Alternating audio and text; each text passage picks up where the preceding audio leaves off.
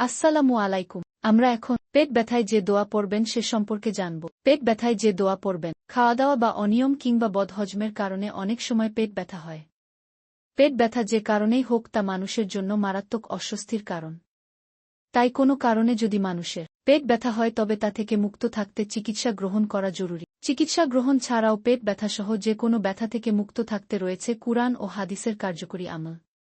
যে আমলে মানুষ পেট ব্যথাসহ যাবতীয় ব্যথা থেকে হেফাজত থাকা সম্ভব। পেট ব্যথা থেকে মুক্ত থাকতে কুরআনুল কারিমের একটি আয়াত তুলে ধরা হল, যা নিয়মিত পাঠ করলে পেট ব্যথা থেকে বেঁচে থাকা যায়। আর তা হল উচ্চারণ লাফিহা গাউলু ওয়ালা হুম আনহা ইউঙাফুন। সূরা আস-সাফফাত আয়াত ৪-৭। যে ব্যক্তি পেটের ব্যথায় কাতর কিংবা পেট ব্যথায় আক্রান্ত হয়, সে ব্যক্তি প্রতিদিন প্রত্যেক নামাজের পর ৫ বার এ আয়াতটি পড়বে। আল্লাহ তাআলা মুসলিম উম্মাহকে প্রতিদিন নিয়মিত এ ছোট্ট আমলটি করার মাধ্যমে পেট ব্যথা থেকে মুক্ত থাকার তাওফিক দান করুন, আমিন।